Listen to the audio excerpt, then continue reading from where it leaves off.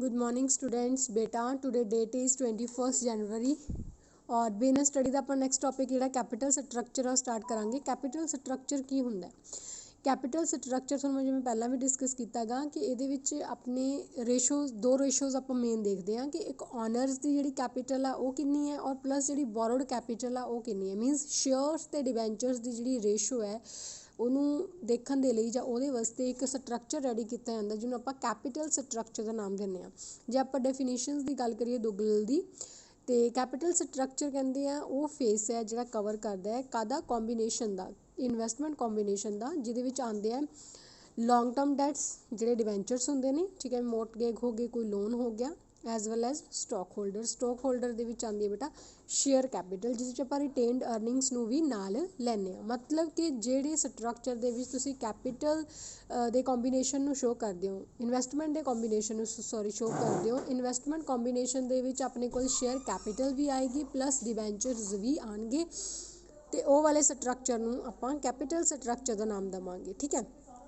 और जे आप EW walker की गल करिए तो एक ऑप्टीमम मतलब वधिया वाला कैपिटल स्ट्रक्चर वो होंगे जो प्रॉपरली ये चीज़ डिफाइन करे, सिक्योरिटी मिक्स में डिफाइन करे कि फर्म की कॉस्ट ऑफ कैपिटल घट रहे, ठीक है ना, which minimise the firm's cost of capital, maximise the firm's value, ठीक है। वो कैपिटल स्ट्रक्चर वधिया होंदा गा जिहदे नाल फर्म की वैल्यू इनक्रीज होंदी है बट वो कॉस्ट जी घट होंगी है। नैक्सट टॉपिक आता बेटा कैपिटल गियरिंग। कैपिटल गियरिंग के जिवें आप कैपिटल स्ट्रक्चर के आप कंपोजिशन मीनस एक रेशो की गल की है, ठीक है, फाइनांस की, तो वो उस रेशो को लैके अपने कोल आपां मतलब इस रेशो के प्रपोर्शन जेकर आप देखांगे तो उसनूं आपां कैपिटल गियरिंग या फाइनैंशियल लीवरेज का नाम देवांगे। कहते जदों इक्विटी कैपिटल का प्रपोर्शन जिहड़ा गा बहुत थोड़ा गा, इक्विटी कैपिटल मीनस शेयर्स ते अर्निंग दा जिहड़ी रेशो है वो बहुत थोड़ी है, तो यदा मतलब उस कैपिटल स्ट्रक्चर की गियरिंग जिहड़ी है वो हाई है। समझ आया बेटा? उल्टा करना, इक्विटी शेयर कैपिटल जेकर घट है, ठीक है, वेरी स्मॉल प्रपोर्शन हैगा तो अपनी कैपिटल गियरिंग हाई होगी। इस तो उल्टा करो, जेकर इक्विटी शेयर कैपिटल जिहड़ी है स्ट्रक्चर दे विच ज़्यादा गी, ठीक है, फिर थोड़ी जिहड़ी कैपिटल गियरिंग आ की होएगी, लो होएगी। मीनस इक्विटी ते गियरिंग दा आपां उल्टा रिलेशन जिहड़ा इहदे विच देखते हैं, ठीक है। क्वेश्चन आ भी सकता है बेटा।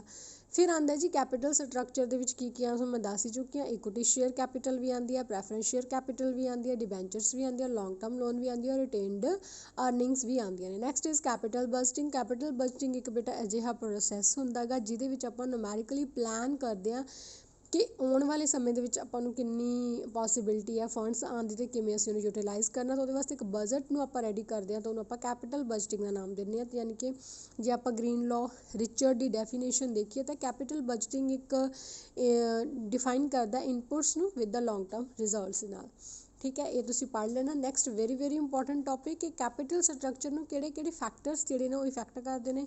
सब तो पहला आंदा बेटा फाइनैंशियल लीवरेज। ये तुसीं कैपिटल गियरिंग वाला जिहड़ा कंसैप्ट कीता गा वो सारा ये विच ही आना गा।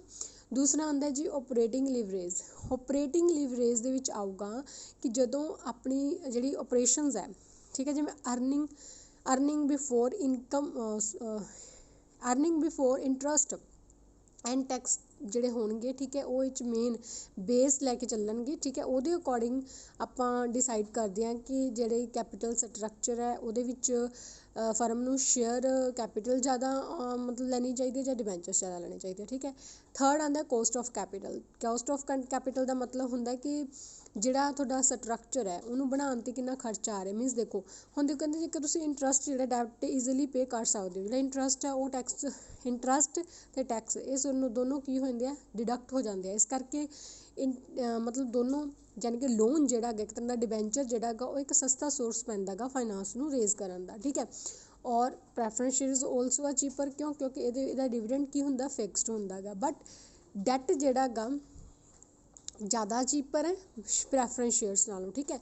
तो इस तरह हुण देखो जेकर तो फर्म ईजीली रिस्क बीयर कर सकती तो उन्होंने डिबेंचर्स की रेशो ज़्यादा बढ़ानी चाहिए, जेकर नहीं कर सकते शेयर कैपिटल की रेशो।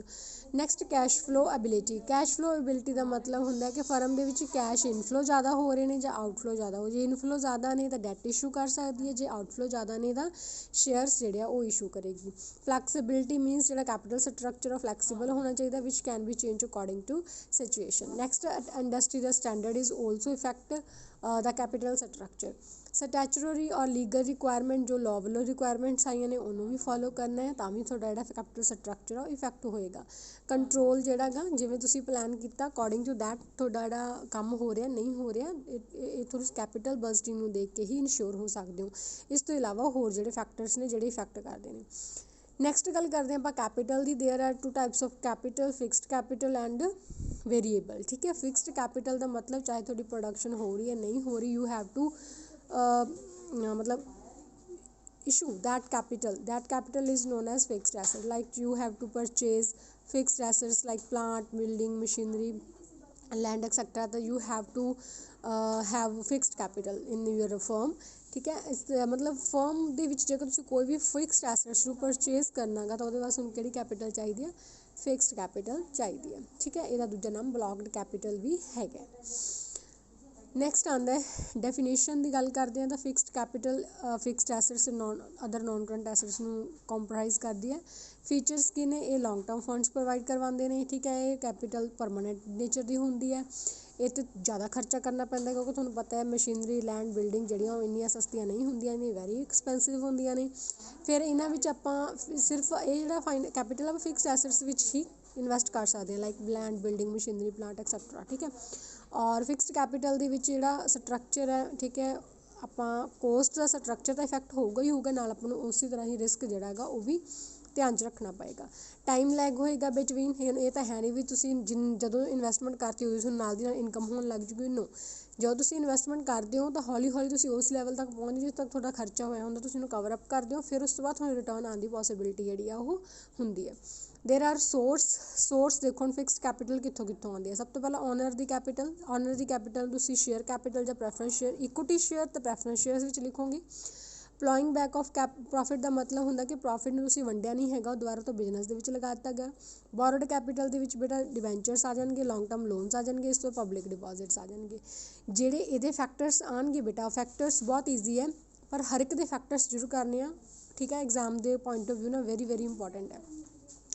ਨੇਚਰ ਆਫ ਬਿਜ਼ਨਸ, ਜੇਕਰ ਬਿਜ਼ਨਸ ਤੁਸੀਂ ਵੱਡੇ ਲੈਵਲ 'ਤੇ ਕਰ ਰਹੇ ਹੋ, ਦੇਖੋ ਹੁਣ ਆਪਣੇ ਕੋਲ ਨੇਚਰ ਆਫ ਦ ਬਿਜ਼ਨਸ ਦੇ ਵਿੱਚ ਆਪਾਂ ਪਹਿਲਾਂ ਪਬਲਿਕ ਕੰਪਨੀ ਦੀ ਗੱਲ ਕਰਦੇ ਹਾਂ। ਜੇਕਰ ਤੁਸੀਂ ਪਬਲਿਕ ਕੰਪਨੀ ਨੂੰ ਮਤਲਬ ਖੋਲ੍ਹਣਾ ਗਾ ਤੁਹਾਨੂੰ ਇਨਵੈਸਟਮੈਂਟ ਜ਼ਿਆਦਾ ਚਾਹੀਦੀ ਹੈ, ਜੇ ਤੁਸੀਂ ਪ੍ਰਾਈਵੇਟ ਖੋਲ੍ਹਣਾ ਤੁਹਾਨੂੰ ਇਨਵੈਸਟਮੈਂਟ ਘੱਟ ਚਾਹੀਦੀ ਹੈ। ਠੀਕ ਹੈ, ਸਕੋਪ ਦੇਖੋ ਫਿਰ ਤੁਹਾਡਾ ਜਿਹੜਾ ਸਕੋਪ ਹੈ ਬਿਜ਼ਨਸ ਦਾ ਉਹ ਜ਼ਿਆਦਾ ਹੈਗਾ ਅਤੇ ਜ਼ਿਆਦਾ ਕੈਪੀਟਲ ਚਾਹੀਦੀ ਹੈ। ਜੇ ਤੁਸੀਂ ਥੋੜ੍ਹੇ ਜਿਹੇ ਏਰੀਏ 'ਚ ਆਪਣਾ ਸਕੋਪ ਰੱਖਣਾ ਚਾਹੁੰਦੇ ਹੋ ਤਾਂ ਘੱਟ ਚਾਹੀਦਾ। ਸਾਈਜ਼ ਆਲਸੋ ਇਫੈਕਟ ਦਾ ਫਿਕਸਡ ਕੈਪੀਟਲ, ਜ਼ਿਆਦਾ ਸਾਈਜ਼ ਹੈ, ਵੱਡਾ ਸਾਈਜ਼ ਹੈ ਤਾਂ ਜ਼ਿਆਦਾ ਫਿਕਸਡ ਕੈਪੀਟਲ ਚਾਹੀਦੀ ਹੈ, ਜੇ ਛੋਟਾ ਸਾਈਜ਼ ਹੈ ਤਾਂ ਛੋਟੀ ਫਿਕਸਡ ਕੈਪੀਟਲ ਚਾਹੀਦੀ ਹੈ। ਮੈਥਡਸ ਆਫ ਸੇਲ ਦੇ ਮੈਥਡਸ ਵੀ ਜਿਹੜੇ ਨੇ ਉਹ ਤੁਹਾਡੇ ਫਿਕਸਡ ਕੈਪੀਟਲ ਨੂੰ ਕੀ ਕਰਦੇ ਨੇ?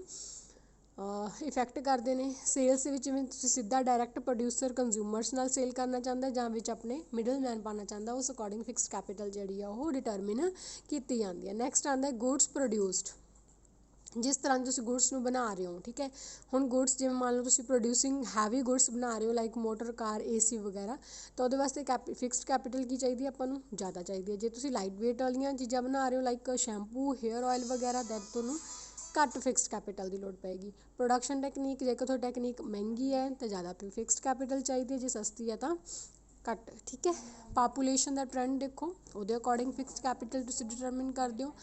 ਇਕੋਨਮੀ ਦੇ ਸਰਕੂਲਰ ਟਰੈਂਡਸ, ਜਿਵੇਂ ਡਿਪਰੈਸ਼ਨ ਪੀਰੀਅਡ 'ਚ ਆ ਰਿਹਾ ਜਾਂ ਬੂਮ ਪੀਰੀਅਡ 'ਚ ਆ ਰਿਹਾ, ਉਸ ਅਕੋਰਡਿੰਗ ਤੁਹਾਡੀ ਕੈਪੀਟਲ ਜਿਹੜੀ ਹੈ ਡਿਟਰਮਿਨ ਹੋਏਗੀ। ਇਸ ਤੋਂ ਇਲਾਵਾ ਕੰਜ਼ਿਊਮਰ ਦੀ ਪ੍ਰੈਫਰੈਂਸਿਸ ਅਤੇ ਗਵਰਨਮੈਂਟ ਦੀਆਂ ਰੈਗੂਲੇਸ਼ਨਸ ਨੂੰ ਧਿਆਨ 'ਚ ਰੱਖਦੇ ਹੋਏ ਤੁਸੀਂ ਫਿਕਸਡ ਕੈਪੀਟਲ ਜਿਹੜੀ ਆ ਡਿਟਰਮਿਨ ਕਰਨੀ ਹੈ। ਨੈਕਸਟ ਤੁਸੀਂ ਆਪਣੇ ਕੰਪੀਟੀਟਰਸ ਨੂੰ ਜ਼ਰੂਰ ਦੇਖੋਗੇ।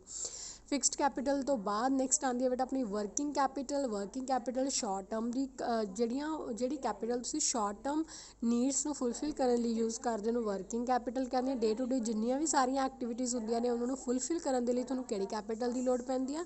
ਵਰਕਿੰਗ ਕੈਪੀਟਲ ਦੀ ਲੋੜ ਪੈਂਦੀ ਹੈ। ਦੇਰ R 2 types of working capital, gross and net.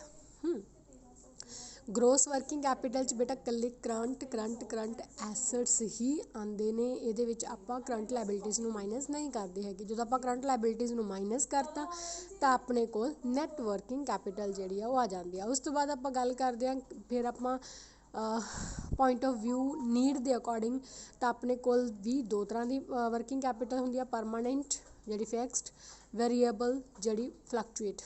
ਠੀਕ ਹੈ, ਫਿਕਸਡ ਚਾਹੇ ਤੁਹਾਡੀ ਪ੍ਰੋਡਕਸ਼ਨ ਹੋ ਰਹੀ ਹੈ ਤਾਂ ਬਿਜ਼ਨਸ ਚੱਲ ਰਿਹਾ ਨਹੀਂ ਚੱਲ ਰਿਹਾ, ਬਟ ਤੁਹਾਨੂੰ ਵਰਕਿੰਗ ਕੈਪੀਟਲ ਚਾਹੀਦੀ ਹੀ ਚਾਹੀਦੀ, ਜਿਹੜੀ ਕਿ ਪਰਮਾਨੈਂਟ ਨੇਚਰ ਹੋਏਗੀ ਉਹਨੂੰ ਪਰਮਾਨੈਂਟ ਬੋਲਦੇ, ਜਿਹਦਾ ਰਿਲੇਸ਼ਨ ਥੋੜੀ ਆਊਟਪੁੱਟ ਪ੍ਰੋਡਕਸ਼ਨ ਨਾਲ ਹੋਏਗਾ ਤਾਂ ਤੁਸੀਂ ਉਹਨੂੰ ਵੇਰੀਏਬਲ ਜਾਂ ਪਰਮਾਨੈਂਟ ਵਰਕਿੰਗ ਕੈਪੀਟਲ ਜਿਹੜੀ ਆ ਵੇਰੀਏਬਲ ਨੇਚਰ ਜਾਂ ਫਲਕਚੁਏਟਿੰਗ ਨੇਚਰ ਦੀ ਵਰਕਿੰਗ ਕੈਪੀਟਲ ਕਹੋਗੇ। ਇਹਦੇ ਡਾਇਗਰਾਮਸ ਬਣੀਆਂ ਹੋਈਆਂ ਨੇ ਬੇਟਾ। ਨੈਕਸਟ ਇੰਪੋਰਟੈਂਸ ਵੈਰੀ ਮਤਲਬ ਵੈਰੀ ਸਿੰਪਲ ਨੇ, ਤੁਸੀਂ ਇੱਕ ਵਾਰ ਰੀਡ ਕਰ ਲਿਓ, ਠੀਕ ਹੈ। ਫੈਕਟਰਸ ਦੇਖੋ ਉਹਦੇ ਫਿਕਸਡ ਕੈਪੀਟਲ ਨਾਲ ਰਿਲੇਟਡ ਹੀ ਨੇ, ਠੀਕ ਹੈ, ਇਹਨਾਂ ਨੂੰ ਇੱਕ ਵਾਰ ਰੀਡ ਕਰ ਲਿਓ ਬੇਟਾ, ਵੈਰੀ ਇੰਪੋਰਟੈਂਟ ਹੈ, ਠੀਕ ਹੈ। ਉਸ ਤੋਂ ਬਾਅਦ ਆਉਂਦਾ ਹੈ ਓਪਰੇਟਿੰਗ ਸਾਈਕਲ। ਓਪਰੇਟਿੰਗ ਸਾਈਕਲ ਆਪਣਾ ਕਿਵੇਂ ਚੱਲਦਾ ਹੈ? ਸਭ ਤੋਂ ਪਹਿਲਾਂ ਆਪਣੇ ਕੋਲ ਫਰਮ 'ਚ ਕੈਸ਼ ਆਉਂਦਾ, ਕੈਸ਼ ਤੋਂ ਬਾਅਦ ਆਪਾਂ ਮਟੀਰੀਅਲ ਨੂੰ ਰॉ ਮਟੀਰੀਅਲ ਨੂੰ ਪਰਚੇਜ਼ ਕਰਦੇ ਹਾਂ, ਰॉ ਮਟੀਰੀਅਲ ਦਾ ਇੱਕ ਸਟਾਕ ਤਿਆਰ ਹੋ ਜਾਂਦਾ, ਫਿਰ ਤੁਸੀਂ ਉਹ ਤੋਂ ਪ੍ਰੋਡਕਸ਼ਨ ਕਰਨੀ ਸ਼ੁਰੂ ਕਰ ਦਿੰਦੇ ਹੋ। ਵਰਕ ਇਨ ਪ੍ਰੋਗਰੈਸ ਹੋ ਗਿਆ ਤੁਹਾਡਾ ਕੰਮ, ਠੀਕ ਹੈ। ਵਰਕ ਇਨ ਪ੍ਰੋਗਰੈਸ ਤੋਂ ਬਾਅਦ ਫਾਈਨਲ ਗੁੱਡਸ ਬਣ ਗਈ, ਫਾਈਨਲ ਗੁੱਡਸ ਨੂੰ ਸੇਲ ਕਰਕੇ ਤੁਹਾਡੇ ਕੋਲ ਕਲੈਕਸ਼ਨ ਹੋਣ ਲੱਗ ਜਾਂਦੀ ਹੈ ਕੈਸ਼ ਦੀ, ਉਹ ਕੈਸ਼ ਨੂੰ ਫਿਰ ਤੁਸੀਂ ਰॉ ਮਟੀਰੀਅਲ ਖਰੀਦਦੇ ਹੋ, ਫਿਰ ਉਹ ਤੋਂ ਚੀਜ਼ ਬਣਦੀ ਹੈ, ਫਿਰ ਫਾਈਨਲ ਗੁੱਡਸ ਬਣਦੀ ਹੈ, ਉਹਨੂੰ ਸੇਲ ਕਰਕੇ ਤੁਹਾਡੇ ਕੋਲ ਕੈਸ਼ ਜਿਹੜਾ ਫਿਰ ਤੋਂ ਆਉਂਦਾ। ਅਤੇ ਇਹ ਇੱਕ ਕਿਹੜਾ ਸਾਈਕਲ ਹੈ? Operating cycle of working capital. Very very important that ਹੈ difference between fixed capital and working capital, ਠੀਕ ਹੈ ਬੇਟਾ ਜੀ। ਇਹ ਥੋੜ੍ਹਾ ਤੁਸੀਂ ਇੱਕ ਵਾਰ ਧਿਆਨ ਨਾਲ ਕਰ ਲਿਓ, ਨਹੀਂ ਕੁਝ ਸਮਝ ਆਏਗਾ ਤਾਂ ਮੈਨੂੰ ਦੱਸ ਦਿਓ। ਇੱਕ ਬੇਟਾ ਆਪਣੇ ਫੇਸਬੁੱਕ ਦੇ ਉੱਤੇ ਪੇਜ ਹੈ LBS collegiate senior secondary school Barnala ਦਾ, ਤੁਸੀਂ ਉਹ ਸਾਰੇ ਬੱਚਿਆਂ ਨੇ ਪੇਜ ਜ਼ਰੂਰ ਲਾਈਕ ਕਰਨਾ ਹੈ, ਅਤੇ ਜਿਹੜੀ ਵੀ ਉੱਤੇ ਕੋਈ ਪੋਸਟ ਪੈਂਦੀ ਹੈ ਤੁਸੀਂ ਉਹਨੂੰ ਲਾਈਕ ਵੀ ਕਰਨਾ ਔਰ ਸ਼ੇਅਰ ਵੀ ਕਰਨਾ ਹੈਗਾ, ਠੀਕ ਹੈ ਬੇਟਾ। ਥੈਂਕ ਯੂ ਜੀ।